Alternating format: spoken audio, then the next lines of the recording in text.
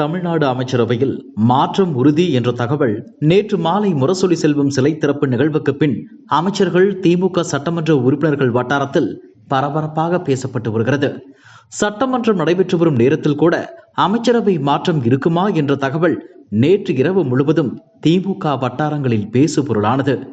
செந்தில் பாலாஜிக்கு அமைச்சர் பதவி வேண்டுமா அல்லது ஜாமீனில் வெளியே இருக்க வேண்டுமா என்ற சாய்ஸ் கொடுத்து வரும் ஏப்ரல் 28 திங்கட்கிழமைக்குள் பதிலளிக்க உத்தரவிட்டுள்ளது உச்சநீதிமன்றம். இது தொடர்பான சட்ட ஆலோசனைகள் முதலமைச்சர் வட்டாரத்தில் தீவிரமாக நடைபெற்றன. அதன் முடிவில் அமைச்சர் செந்தில் பாலாஜி அமைச்சர் பதவியை ராஜினாமா செய்யவே வாய்ப்புகள் அதிகம் என்கிறார்கள். மேலும் அமைச்சர் கை காட்டிய கரூர் எம்எல்ஏவை அமைச்சராக்க முடிவு செய்யப்பட்டுள்ளதாகவும் கூறப்படுகிறது. இது ஒரு புறம் இருக்க, முரசொலி வளாகத்தில் நடைபெற்ற முரசொலி செல்வம் சிலை திறப்பு விழாவுக்கு நேற்று மாலை முதலமைச்சர் சென்று விட்டார். இந்த நிகழ்வில் சமீபத்தில் சர்ச்சையில் சிக்கிய அமைச்சர் பொன்முடி உள்ளிட்ட பல அமைச்சர்கள் கலந்து கொண்டனர். முரசொலியில் தனது அறையில் அமர்ந்த முதலமைச்சர் ஸ்டாலின் சில முக்கிய நிர்வாகிகளுடன் ஆலோசனை நடத்தினார். துணை பொதுச் செயலாளர் ராசாவை தனது அறைக்கு அழைத்து தனியாக அவரிடமும் ஆலோசனை நடத்தினார். இதன் பின்பு சிலை திறப்பு, நூல் வெளியீட்டு விழாவும் நடைபெற்றது. நிகழ்வு முடிந்து அனைவரும் சென்ற பிறகு சில நிமிடங்களில் அமைச்சர் பொன்முடியிடம், நீங்கள் உங்கள் அமைச்சர் பதவியையும் ராஜினாமா செய்து விடுங்கள் என்று தகவல் அனுப்பி அறிவுறுத்தியிருக்கிறார் முதலமைச்சர். இந்த தகவலை அறிந்த பொன்முடி அதிர்ந்து போய்விட்டார்.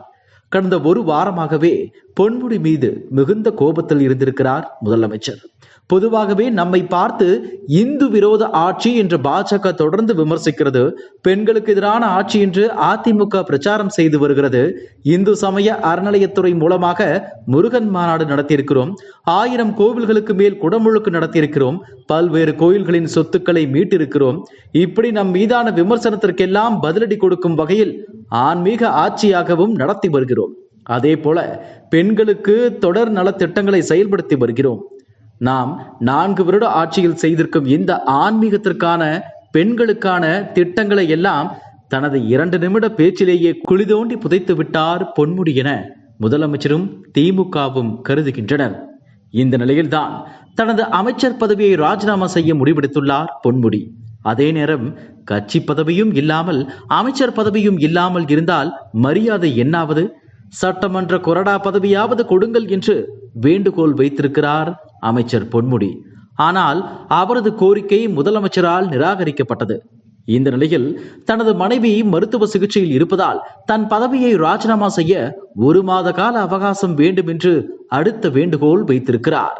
ஆனால் இந்த வேண்டுகோளையும் முதலமைச்சர் நிராகரித்து விட்டார். அமைச்சர் பதவியை ராஜினாமா செய்யவில்லை என்றால் பொன்முடி டிஸ்மிஸ் செய்யப்படுவார் என்று அவருக்கு முதலமைச்சர் எச்சரிக்கை தகவல் அனுப்பி இருக்கிறார் என்கிறார்கள் கோட்டை வட்டாரங்களில். என்ன நடக்கப் போகிறது? பொறுத்திருந்து பார்க்கலாம். இதுபோன்ற செய்திகளை மேலும் தெரிந்து கொள்ள எங்களது யூடியூப், ஃபேஸ்புக் மற்றும் ட்விட்டர் ஆப்களை சப்ஸ்கிரைப் செய்யவும்.